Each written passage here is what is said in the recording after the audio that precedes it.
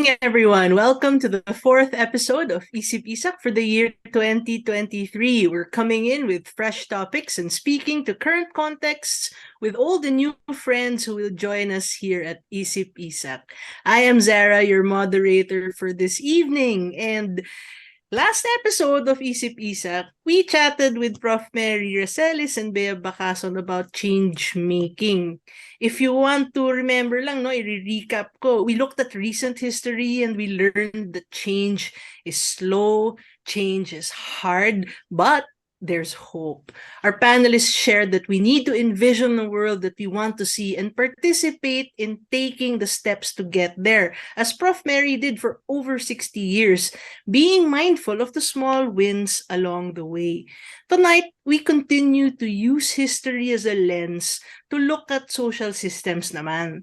March is Women's Month, at may trivia ako about this. I didn't know na may legal mandate pala ito na signed as far back as 1988 pala by then President Cory Aquino. Tapos yung isa pa is that the complete name ng month-long observance na ito ay Women's Role in History Month. Kaya timing na timing kasi tonight, we'll be taking a look at this. What were women's roles in Philippine history ba?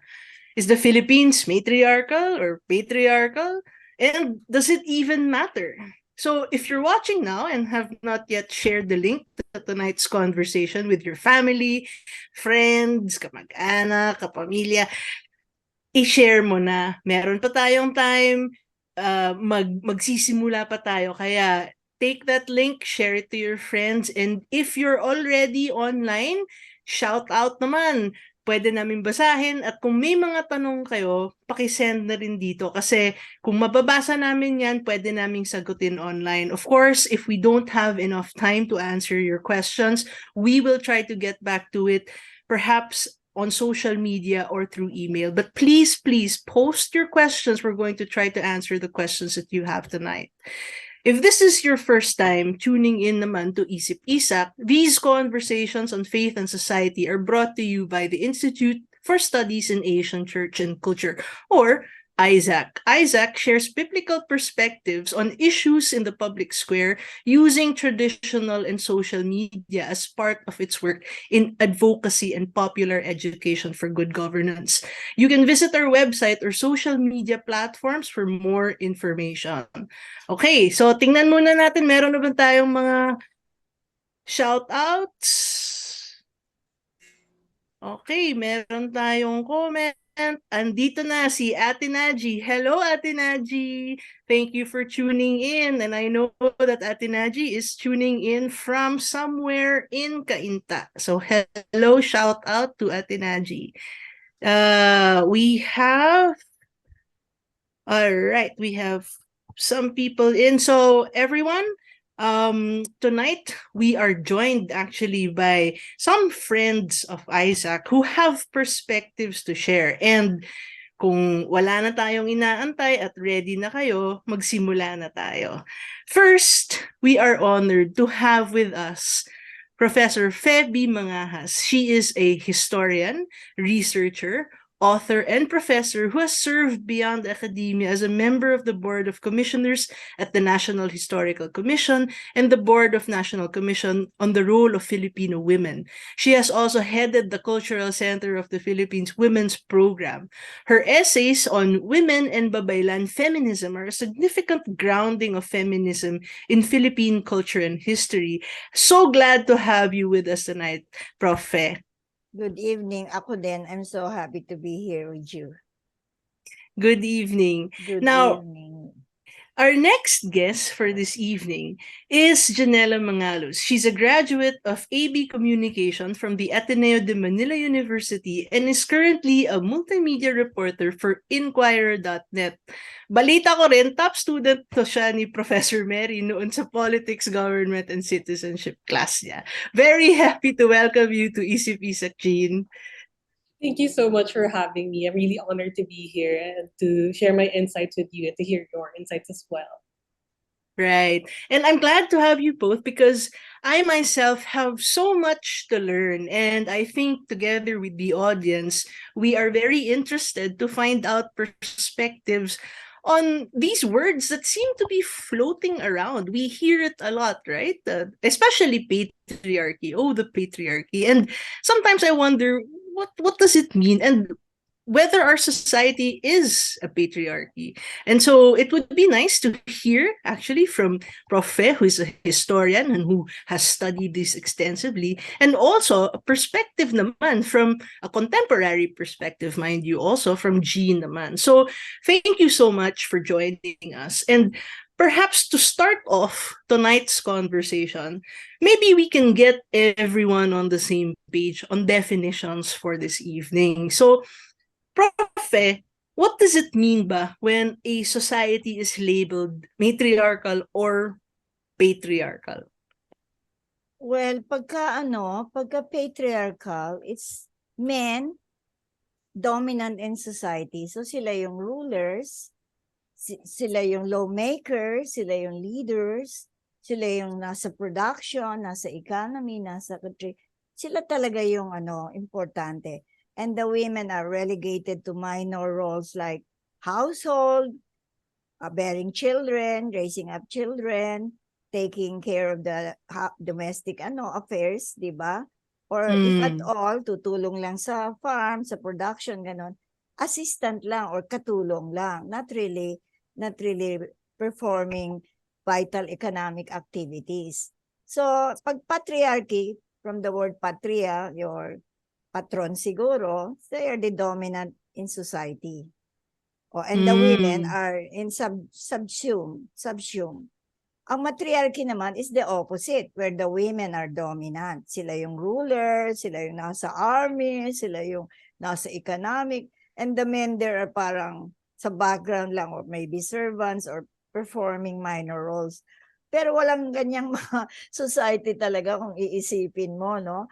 It's really from the beginning parang patriarchy and women asserting themselves slowly and slowly hanggang wala rin naman talagang matriarchy, wala rin talagang real matriarchal societies, wala. So, kung ang Philippines ba ngayon, if you ask me, ano ba tayo? Patriarchy or matriarchy? I think sa surface, it would seem we are matriarchy. The women are active, parang dominante, or this or that. Pero underneath, it's really patriarchy.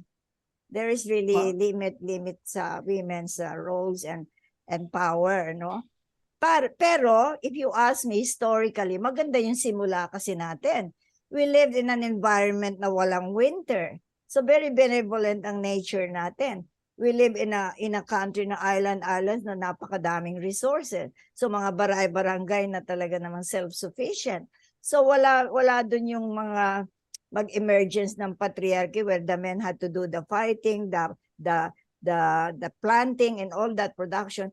May pagka mixed roles, you can go to the field and work with the men and the men working at home, yung ganyan, may pagkaigalitayan. At kung may mga datus man or rulers, they are there because they have leadership qualities, they have personalities who can command the people pagka may mga emergencies, and we have pero yung women were prominent even in ancient societies na hindi nakikita sa mga history books. For example, alam lang natin leaders in ancient times, datus, sultan, di ba?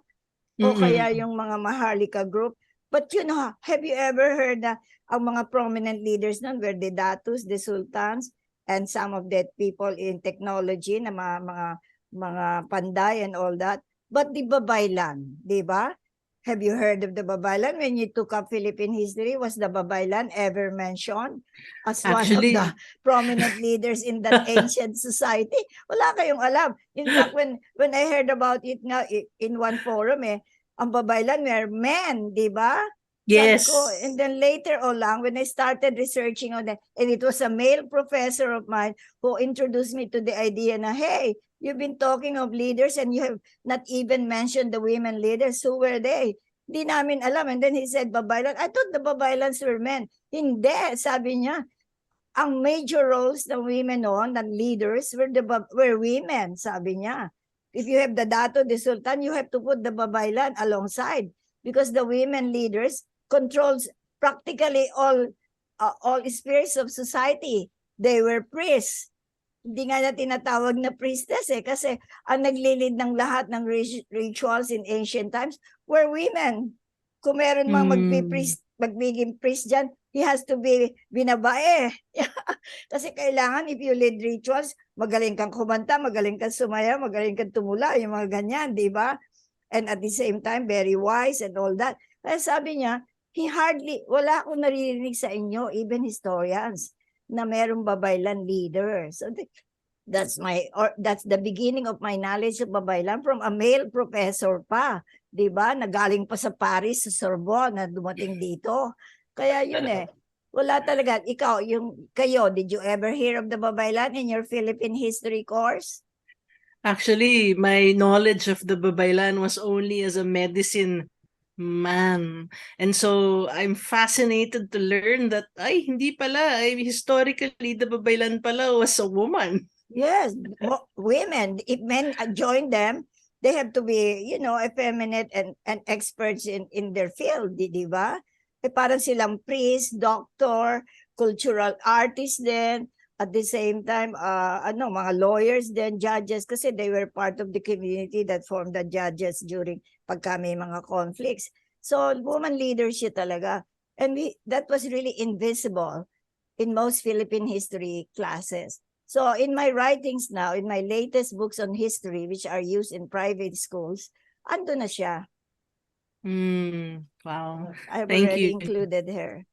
Thank you for unearthing this and educating the younger people, the next generation. Pero it was so interesting when you mentioned about matriarchy when you defined it, because the way you defined it, and I realized that that is it. There doesn't seem to be countries that exist that it's a country that is ruled by women, No, where we women are never ruled. superior. We never ruled. Kasi yung parang ang pre-colonial society natin, because we have benevolent nature, we had everything, resources were rich, ganyan, communal, di ba? Kung may mga datu man dyan, they excelled in leadership, in certain skills and all that. Pero hindi sila yung mga oppressive rulers because egalitarian nga yung community Kung meron mga slave dyan, ay yun yung may mga utang, hindi makabayad, yung mga ganon. Then after payment of debts, then they acquire their regular status. May pagka-egalitarian talaga yung society natin. Men and women were both productive in the home and outside the home. Yun yung nakikita. But anthropologists kasi came later Contemporary societies na yung pinag-aaralan nila kung pumunta ka sa UST where the documents are there, or I went to Spain, I had my researches in several archives in Spain. There, I was given by the library yung mga accounts nga ng women natin. Kaya sabi ko, tinan mo, wala tayo talagang alam, and many should really go ahead and study some more. Yung prehistory time na yan. We have very little information about our origin before colonial Spain came. All right. How about you, Jean? Were you aware? Did you know about the role of the babaylans before the Spaniards came? I was only very loosely aware of it because of if you guys know of UP Babaylan, they took that name from that piece of our history, and I'm really glad na there are people like Professor Faye who are still making sure that the history is alive right now, and we're learning more about it as we speak.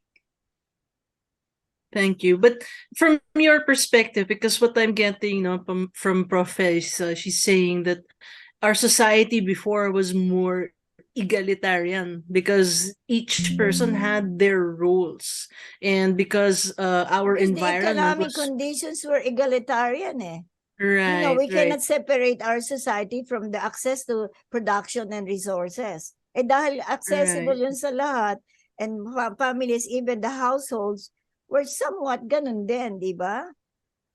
Hindi ka you live in the desert, the men will have to go out and earn and bring home the bacon, yung ganyan, sila yung magtatrabaho, sila yung protector, sila yung ganito. We did not live in such an environment. So both men and women were equally productive. Yes. Okay, so Jean, with having said that, what do you think? Do you think, from your perspective, that the Philippines still demonstrates that kind of society? Ngayon, no more. Para lang tayong matriarchy. I agree in a sense that you're egalitarian in the sense that all of our work, whether you're a woman or not, whether you're a woman, you're a man, it's important, it's valuable. But that's not the same as whether or not people look at men and women and the work that men or women do as equal.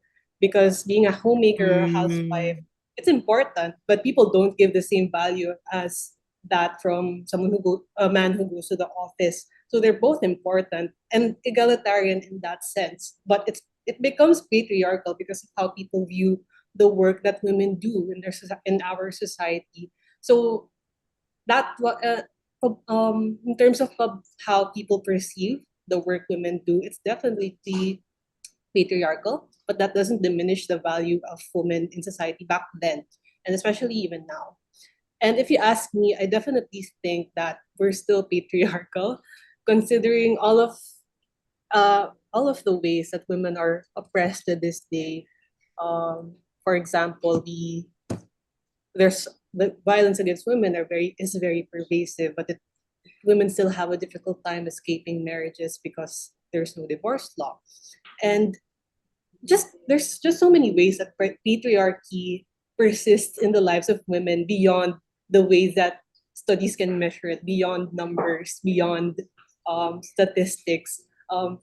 I feel like everyone in this room right now, you guys have all experienced na you have to lower your voice because there's a man in the room, or you always feel conscious because there's so men, there's so many men, and you're safe.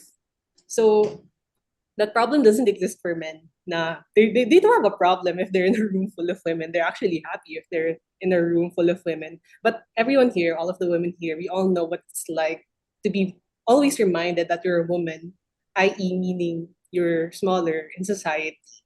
So I definitely do think they're patriarchal because of that.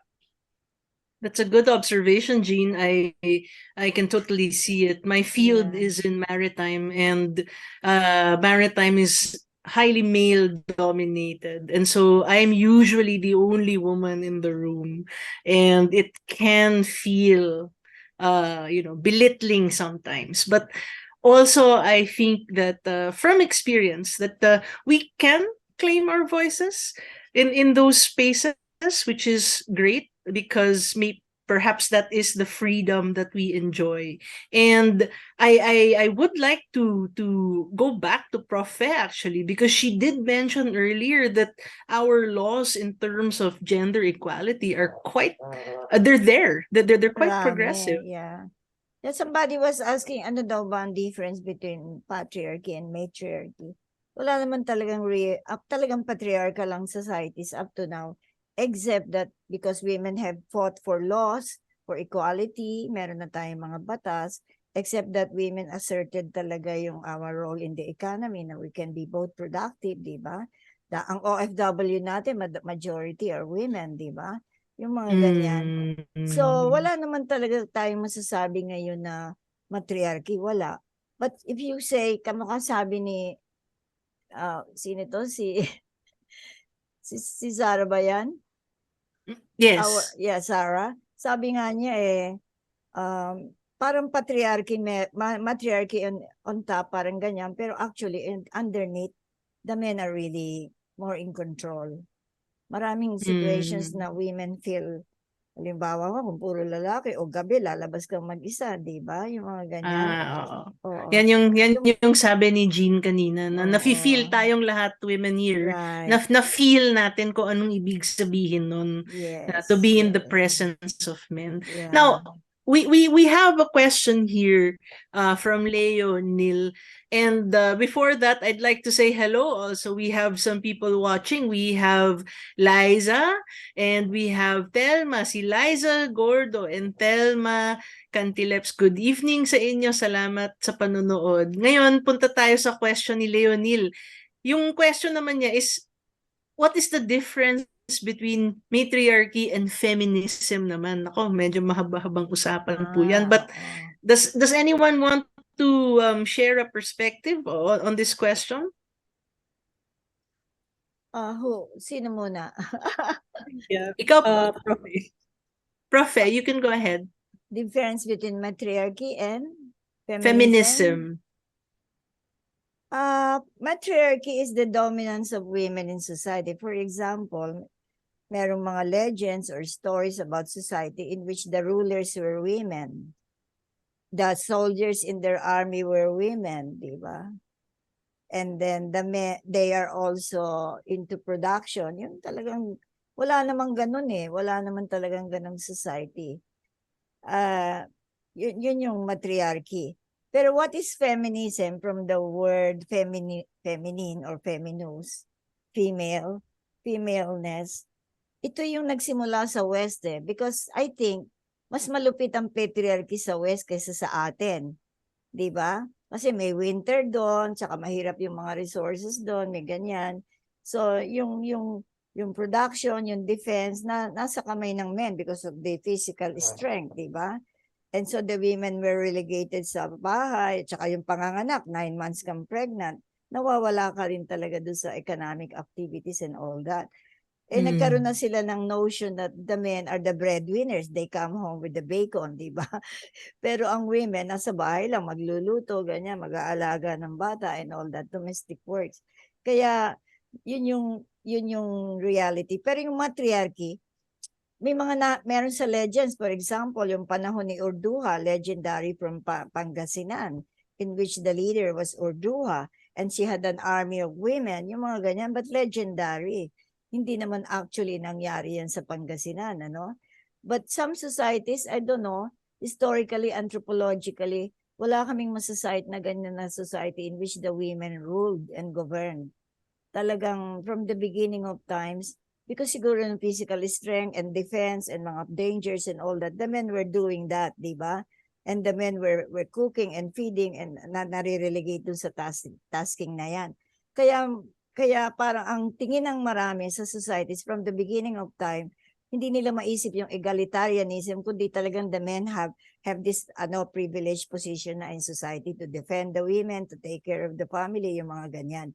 Pero in our case, parang hindi ganyan yung simula natin eh. Kaya iba talaga ang Philippine context kasi benevolent ang nature. We had so much in the beginning. Sabi nga ng mga friars, I read in one document when they arrived, wow, this is like paradise. They were entering Palawan. And yun ang nandun sa document, this is like paraiso. Yung ganyan.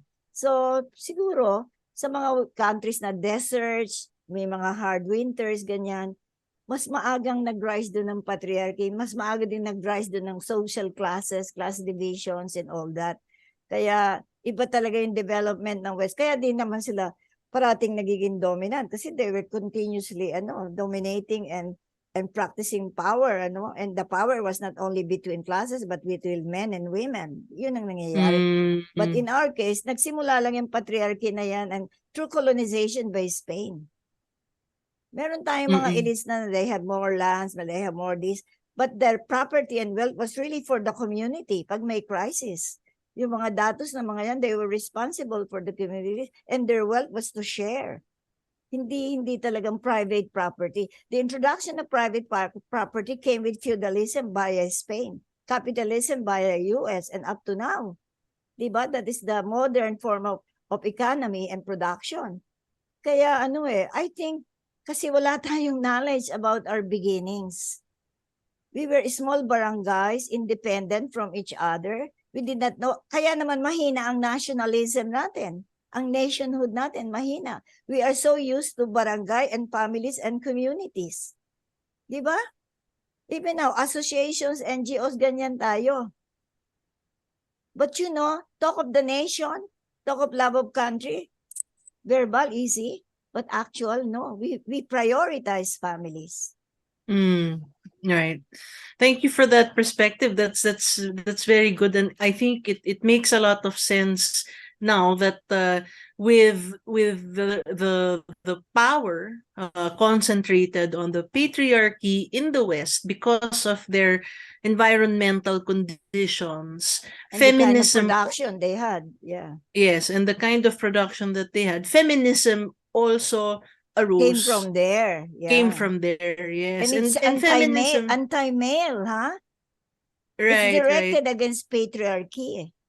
Yes, I think that's it. If we were to distinguish the difference between matriarchy and feminism, feminism is actually that advocacy for women's rights. That the view is that these rights have been trampled on or are not present because of the patriarchy, and so this is a complex topic, but essentially that's what it is. How about you, Jean? Do you have any views on feminism or the difference between matriarchy and feminism? My main understanding is that matriarchy refers to the system of governance, the system Mm-hmm. of our society and how it works. And like Prof. Faye said, I don't think we actually have a documented matriarchal society that's taken place in our history, unfortunately, or at least we may not have the records of it now in the Philippines. And Right. I think feminism is more contemporary in a sense because it's actually such a broad term because Yes. it's a line of studies, it can be an advocacy, it can just uh, be a line of thought. But it's a very Mm. broad, um, it's a broad thing that advocates ultimately for the same thing, which is female women empowerment and looking for those rights that were taken away from us. Mm-mm. Yes. Alam nyo yung word na feminism, feminus. Faith minus, without faith. And that originated in Europe at the time when the women were considered without faith. Di ba Europe medieval is very, very religious, di ba? And ang faith controlled by the bishops who were all men from the Pope down the line, di ba? Yung ganyan, pati mga pastors, lahat-lahat, whatever church there was. Kaya yung feminism is feminus, minus faith. Wala kang faith. So, do you remember the story of Joan of Arc, di ba? What Joan of Arc underwent was an example because the patriarchy was there. Nahirapan si Joan of Arc. She wanted to be a soldier. She wanted to be equal to the men. And she had visions. Nobody would believe her. They thought she was insane. Yung mga ganyan. Diba? The mental, physical, and emotional struggles that she had to undergo. That's a very good example of what Europe was at the time. Kaya feminism came from the West. Masyadong oppressive ang patriarchy nila talaga. Mm-mm. And that's where the word comes from. Minus faith. Wala, yung mga women, wala yung faith. Oh, imagine mo yan. But we rehabilitated the word from it became feminism. It became our battle cry. Ni-reverse natin yung meaning ng word. These are women of faith, di ba? Feminism, Wow. women of faith, yeah. I didn't know that, but that's a very good point to pivot at now, because we're talking about the effects. No, we see that power concentrated in a certain sex, in the male sex, for example, in the West, because of their environment, created this system of patriarchy, and where And we had classes, yeah. and And classes, yes, feudalism, yeah. And uh-huh, capitalism, yeah. yeah, and so because of that, now we find ourselves here today looking at where we are. And so maybe I'd like to ask both of you, when we look at, for example, Philippine society, and we see from history, we come from perhaps a society that was egalitarian. We had a prominent role for the women in society as babaylans. And then we now get to the point where we are colonized, and Spain brings in that patriarchal society, and we see maybe competing interest even between the friars and the babaylans, etc. And then after 300 years we are liberated, and then fast forward to today. Do you see any effects of this, of our history playing out today? Do we see traces, at least, of the egalitarian society we had back then, or is it just remnants of the patriarchy that we're trying to work through? in society now. Maybe Jean, you can go first. How do you see it? You've shared earlier, in general, but specifically, are there things that you've experienced or seen, especially during the last elections? Mm. Whether or not the babaylan or the spirit of the babaylan still persists now, it's a very loaded question because we do see so many women in the Philippines fighting for our rights. And I think if you compare it to a lot of other more conservative countries, we're definitely much more progressive. But if we look at it now, we still see the scars of colonialism.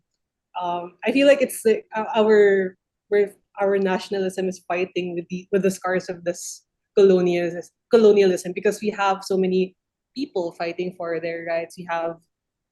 Um, we have the spirit of the babaylands. We have our feminists. We have our scholars. We have those people who are constantly fighting for our rights, and then there are people who still actively try to suppress these rights as women, whether it's through politics, whether it's through economics or whatnot. I think if we're still fighting. We're still fighting the fight that we're still trying to undo the scars of colonialism. We're still trying to rediscover who we were before the Spaniards came. And it's such a hard question because we have to marry our identities as Mm, a country who was colonized and then who we were before that because a lot of the records were lost. A lot of our oral traditions are lost. Even our indigenous people now, they can't really tell the stories because they're suffering the systemic oppression as well. So how do we discover who we are now as a country? Like how do we find that? How do we marry who we are as women from before colonialism and after? So that's the question we're faced with now. But if you ask me, a lot of we're still suffering from colonialism, from the patriarchy that stemmed from the colonialism that we experienced. You see laws that would advocate for gender equality being suppressed at Congress.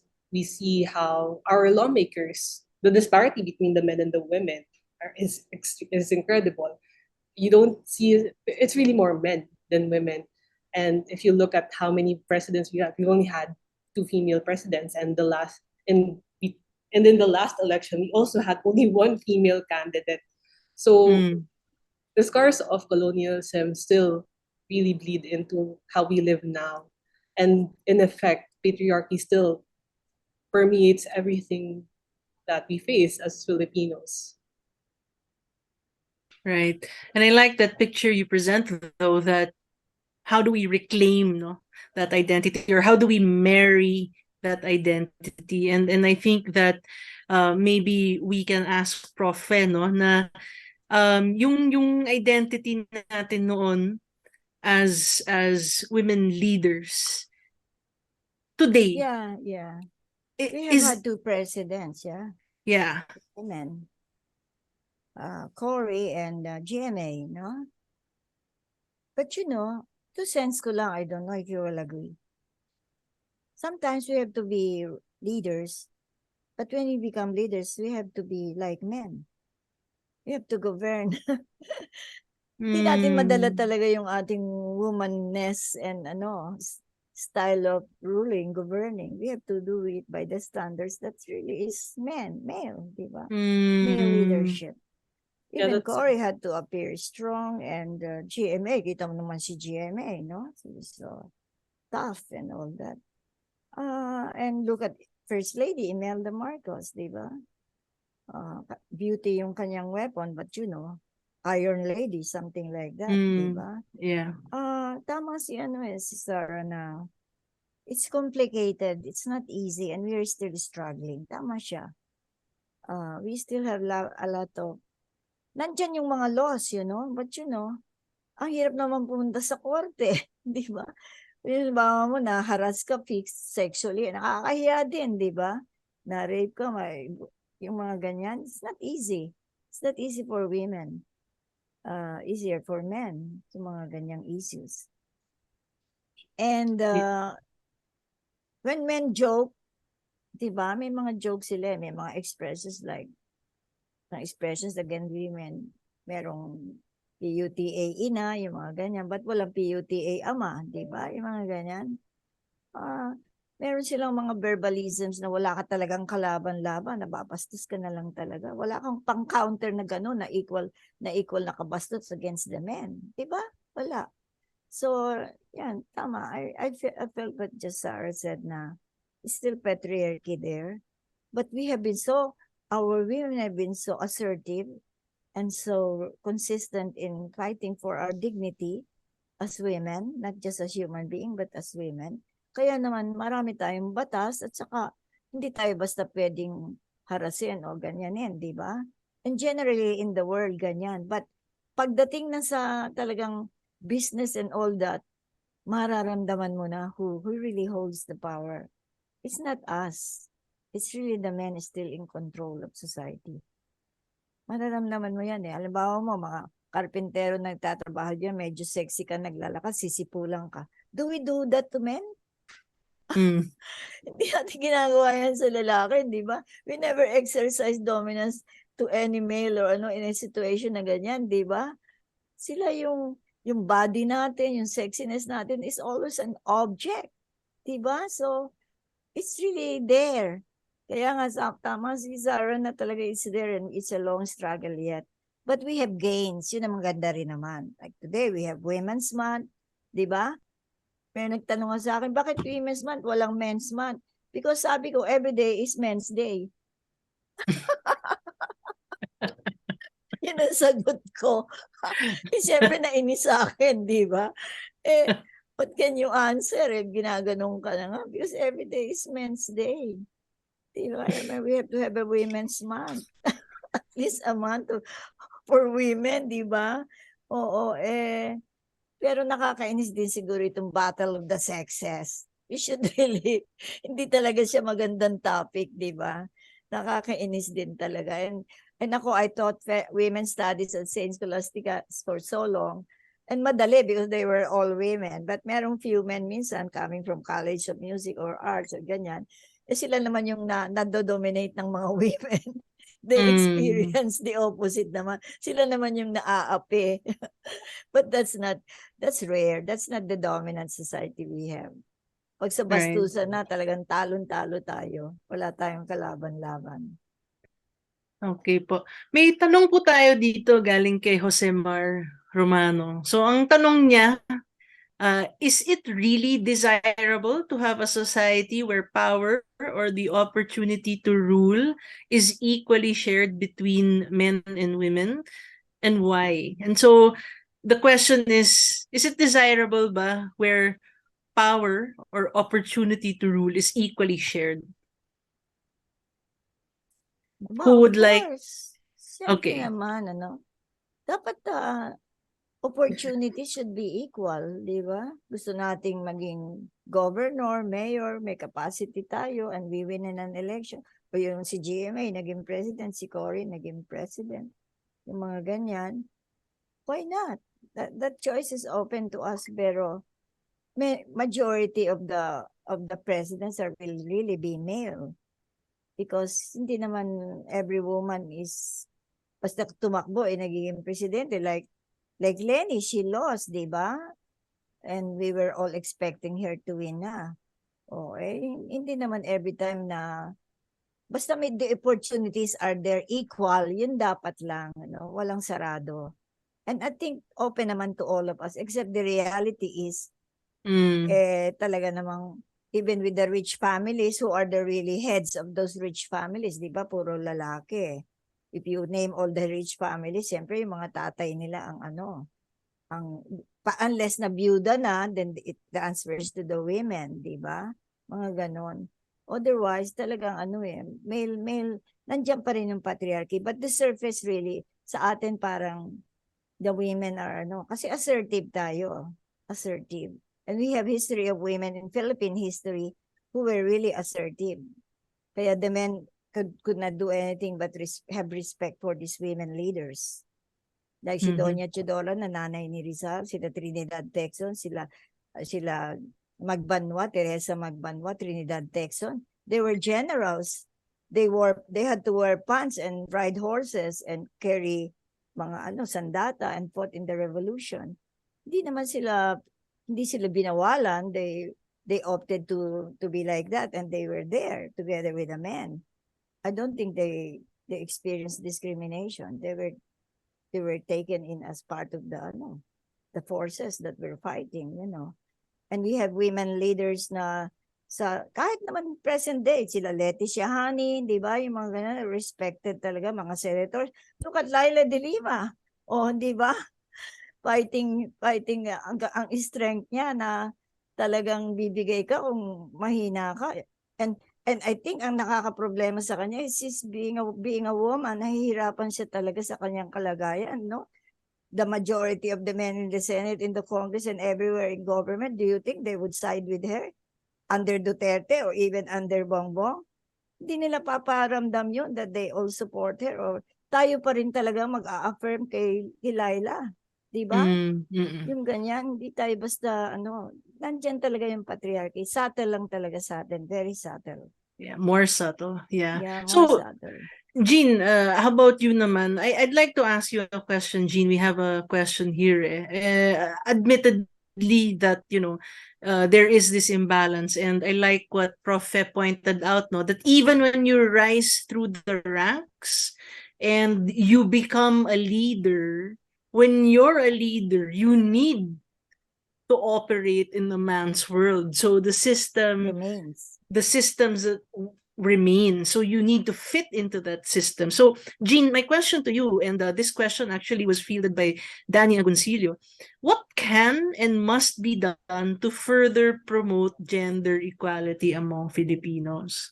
What do you think? What's your perspective on this? Especially since you came from you finished school, you're now in the workforce, you're working as a reporter, and you're seeing all these things. You're seeing the world unfold. What do you think can be done? It's a very loaded question.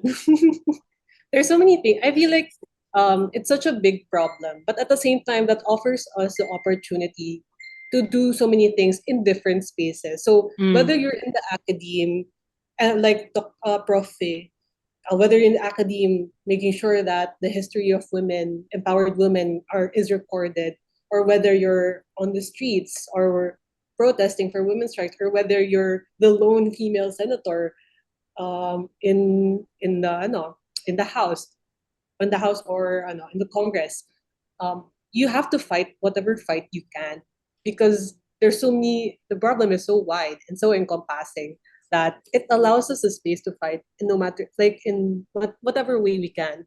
So whether you're a mother, if you raise a good son, then that's already such a plus for women's rights. If you're in a group protesting, or trying to lobby for a bill that will give women more rights, women and minor groups more rights, that's already a good fight. Whether even if you're a person, if you're a woman and you feel disempowered, you have siguro may internalized misogyny ka, and you don't know, and you have that sense of hatred of being a woman. If you can overcome that, that's also a plus for women's rights and for feminism.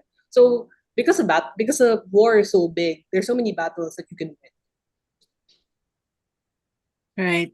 And so, for example, maybe I hope you don't mind, Gina. I'll put you on the spot, right? In your field ba, can you tell us kamusta? Is it male dominated? Are there more females on the ground in terms of giving us the news? I actually work with a great group of women. Like most of the reporters in .NET are women. There are only 3 men. So that's good news for us. But at the same time, when I go out to the field, kunyari, nasa LTFRB ako, covering transpo, it's all men. I'll be the only women in the room. And actually, the other day, I went to cover the Philippine Coast Guard. It was the defense beat, so typically a very male-dominated field. I'm also the only woman in the room. I'm the only woman in the room. So again, you feel conscious na. So yes, there are places where it's great because you have your Maria Rezas, you have your Karen Davilas, you have a lot of great female journalists who are really paving the way for people like me who are just starting. But then Mm. again, you can imagine that they also had to fight in a man's world just to Mm. get to where they are now. And then you see female journalists become the target for gender-based harassment. It's proven that, especially in the case of Maria Ressa, who's facing so many lawsuits. And I remember saying before na they analyzed the statistics and saw that a lot of the comments towards her specifically are gender-based threats. So, so they're all horrible. The being a woman in this field makes you a target for gender-based harassment, and knowing that the field is already so dangerous as is, knowing that Mm. the state tries to suppress Yeah. press freedom, knowing that there's systemic misinformation and disinformation, women become so much more vulnerable just for the fact that they're women. And it's Yeah. unfortunately the world that we live in today. Now we have to fight so that our voices are heard. Mm. Yeah. And Yeah. so ano no, you're an easy target, plus they have more words to use against you, as Prof. Fe mentioned, no? The language is there, and the Yeah. Yeah. so a follow-up to that na lang is, are there ways wherein you're, on a beat and you find yourself in a room where, you sense that the dominant power here, of course, is male, and you're there as a reporter, you're working. Have you ever tried to assert to yourself, and how have you done that where I you think I are? always just fall back to my own instinct because I was trained from my days as a campus journalist. Now, you always have to assert yourself because you only have one moment to ask your question, to push yourself Mm. in. So I think being a journalist also helped me as a woman to like really push myself to get into that space so that I can raise my voice and do my job basically. Right. So I can hold people accountable. Wow, that's Yeah. good, no? I mean, it's you're talking about it, you doing that in your space, but really that's what we all need to remember, that we need to be able to take that moment, find our voice, raise it in that space, grab that opportunity to do it. And so yeah, I think that's one takeaway we can bring with us, and maybe a simple way actually that everyone listening, yung mga nakikinig ngayon, can promote gender equality, 'di ba? Yung minsan, 'di ba, nasa isang lugar tayo, medyo nahihiya tayo magsalita kasi siguro tayo lang yung babae. Dapat hanapin natin yung boses natin kahit dun lang, 'di ba? Magsalita ka, kunin mo yung opportunity kasi hindi mo alam yung sinabi mo, magre-resound, makikinig yung mga nandun. So maganda yung bilin at maganda yung answer, no? Simple answer to what can and must be done to further promote gender equality, apart from the existing rules, apart from observing, celebrations such as this. I think if we learned anything from the previous conversation we had with Prof. Mary and Bea, it's also being able to take a step, an actionable step ourselves to see the change that we want to happen. All right. And so that brings me to perhaps something forward looking, no? Like, we're talking about women's rights. We're talking about gender equality. But also now we're in the middle of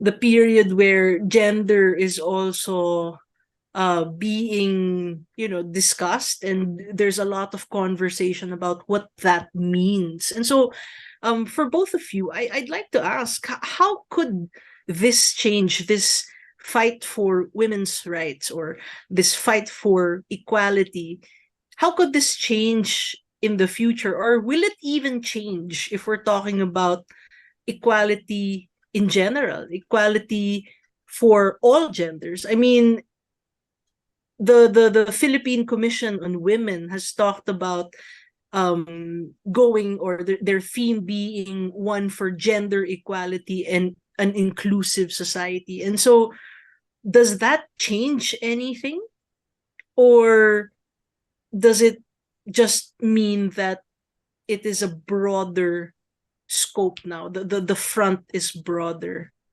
Jean, maybe you'd like to go first. Oh, I assume this means now we're talking about the the fight of the LGBTQ plus as well. I am that's where I'm going, because the Philippine Commission on Women has announced that they're actually launching a new recurring theme from 2023 to 2028. And what they're saying, the theme is women equality, or women and everyone, for gender equality and inclusive society. And so my assumption there is that this will include the LGBTQIA. Okay, okay. So I'm of the opinion that the fight for women's rights will always it's always going to intersect with the rights of the LGBTQ plus community. So because women pa lang, we're already oppressed. So what more of this community that's already finding itself, that's been fighting to exist, who's had their existence um systemically wiped away, systemically oppressed. Um, these are also a group of people who have needed to fight for their space just to exist. Just they're not even asking for extra privileges. They're not asking for special rights. They're asking for their human rights, and I think that's something that women and the LGBTQ will always intersect with. So Mm, the fight for gender equality will always be tied to that. Feminism right. without consideration for the LGBTQ plus community, it's not feminism. I'm of the opinion that it's not feminism anymore, because both women and LGBT, they stray away from the mainstream. They stray away from the patriarchal societies basically. So both of these groups, they intersect. There's so many women in the LGBTQ plus. They're their fight exists without oppression. It's always going to be linked, if you ask me. Okay, I see that. And so, from my question, I think your perspective is that it's going to just be a broader scope, no? Na itong dalawang sections, they're going to be fighting the same battle for equality and inclusivity, right? So, Prof. Feb, would you like to weigh in on this? Do you see? Yeah, because I belong the- to the older generation. Mm. And I take the God's commandment. And when I was asked in high school what's God's first commandment, I said, increase and multiply. And I got a scolding from the nuns and the priest there, who was a Czechoslovakian pa naman, foreigner. And he said, where did you get that first commandment? But that's the first, sabi ko. And he said, increase and multiply. And that was addressed to Adam and Eve. Mm. So I think it's the creation of more people that God wants to have more souls, more people. And if you ask me whether homosexuality will increase population or decrease population, but tama itong what's her name, my companion now? Si Jean. Si This is Jean, Jean. sorry Jean, I'm 85 years old, mahina na yung memory. So I said, human beings, ang hirap talaga ng struggle ng LGBT, if you ask me. Harder than women, I think, in a way. We only recognize LGBTs who are skilled and talented and famous and all that, no? But ordinary LGBTs and all that, mas mahirap talaga. And my heart goes out to them na kamukha ng women na talagang nababastos at na-oppress. It's the same feeling. And when God said increase and multiply, ang daming mga children na orphans, walang parents. So those who will not have children can adopt, di ba? Adoption.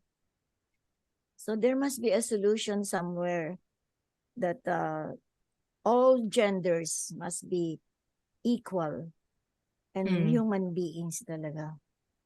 Walang discrimination whatsoever. Kasi, Right. yeah. Because real yung LGBT. Real yan. And if you ask the history of each one, it will break your heart, di ba? What they have to go through, except if they are famous and all of this. But yung mga ordinary, the butt of jokes and all that, di ba? Kapareho din ang sa women. So, tama si Gina, talagang women and the LGBTs will have the same struggle, the same fight, and we will be together in this throughout. Because yung pagkatao mo na yung hinahamak hindi ba? Ano ba ang definition mo ng tao? Di ba? Is that based on mannerisms, gender characteristics, whatever? Hindi ba? Tao is tao, di ba? So, dapat ganon. And yun nga, nung nagtuturo ako ng women's studies where the men are in the minority in that school, I felt that they were intimidated and naging quiet sila, hindi sila assertive kasi majority mga babae yung classmates nila. Yan, nafe-feel din nila. And then lalo na kung gay nga, male gay, di ba? Yung pa. Unless talagang talented sila, mga writers, mga ganito, mga directors, mga ganyan. Otherwise, hindi hindi. Kaya tama, gender equality, regardless of what gender it is.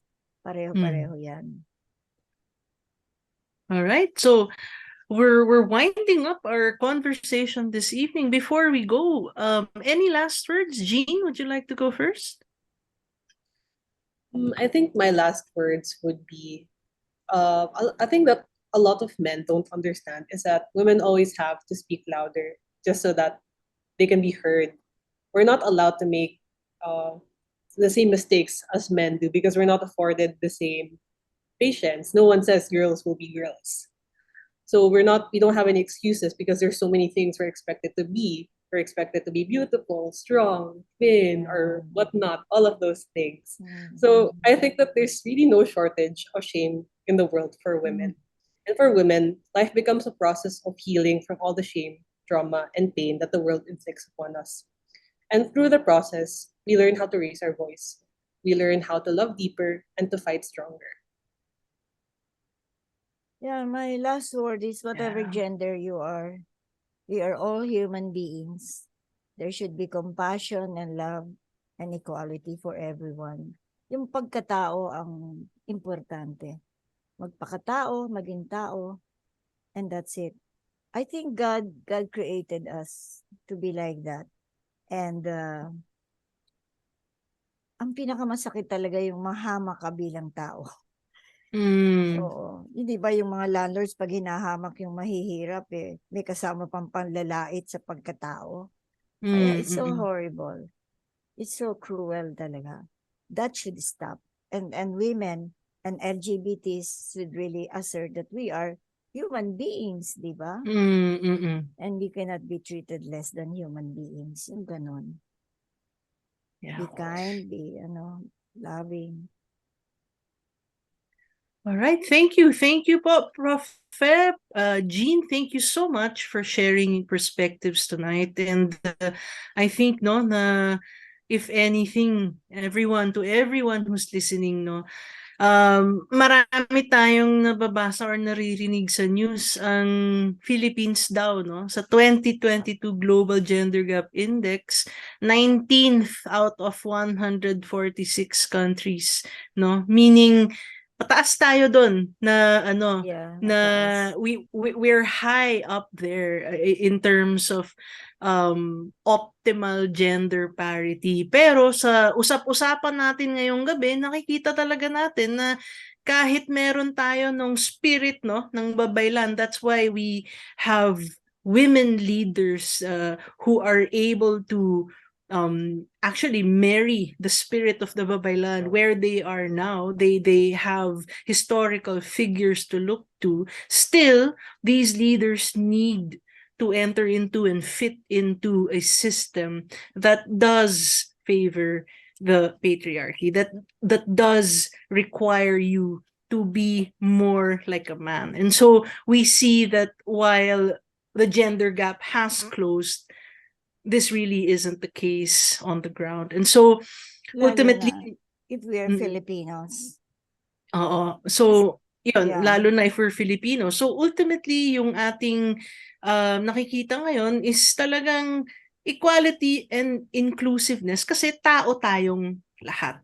Yun yung ating nakita sa usapang ito ngayon, na hindi siya nagmamatter, lalaki ka man, babae ka man, LGBTQIA. Ang pagkatao mo ay in itself requiring of respect, of dignity. And we see that in our laws, and we see that even in international conventions. But maybe what we would hope to see is that we would see that in our interactions with one another. And so before we go tonight, we had the question earlier. Ang galing nga ng tanong, si Kuya Danny Agoncillo, he asked naman, what does the Bible say about patriarchy, matriarchy, and feminism? And so maybe I would leave Kuya Danny and everyone else who's watching tonight, just some words also to tie it back in to the perspective that we have from the Bible. And we see that in the Bible, for example, Jesus and his relationship with women is very telling